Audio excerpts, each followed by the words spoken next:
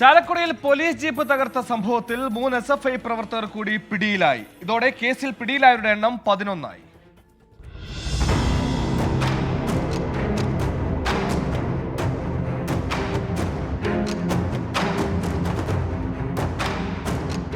SFI പ്രവർത്തകരായ അശ്വിൻ, സാംസൺ, സനൽ എന്നിവരാണ് പിടിയിലായത്. ജാമ്യമില്ലാ വകുപ്പാണ് പിടിയിലായ 11 പേർക്കുമെതിരെയും ചുമത്തിയിട്ടുള്ളത്. പൊതുമുതൽ നശിപ്പിക്കൽ, കൃത്യനിർവഹണത്തിന് തടസ്സം സൃഷ്ടിക്കൽ തുടങ്ങിയവയാണ് വകുപ്പുകൾ. മുഖ്യപ്രതി നിതിൻ പുല്ലനെ 23-ന് ഒല്ലൂരിൽ നിന്ന് പിടികൂടുകയായിരുന്നു. കഴിഞ്ഞ 22-നായിരുന്നു സംഭവം.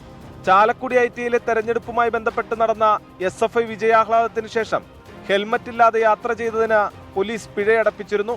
ഇതേ തുടർന്നുണ്ടായ തർക്കത്തിനൊടുവിലാണ് നിതിൻ പുല്ലന്റെ നേതൃത്വത്തിലുള്ള SFI DYFI പ്രവർത്തകർ ജീപ്പ് തകർത്തത്. തെരഞ്ഞെടുപ്പിനെ തുടർന്ന് SFI ABVP തർക്കം നിലനിന്നിരുന്ന പ്രദേശത്തെ ഇരു കൂട്ടരുടെയും ബാനറുകളും കൊടിതോരണങ്ങളും പോലീസ് നീക്കം ചെയ്തിരുന്നു. ഇതും പോലീസിന് നേരെയുണ്ടായ ആക്രമണത്തിന് പ്രകോപനമായി. 24 തൃശൂർ. 24 അഞ്ചിന്റെ വജ്രത്തിളക്കം.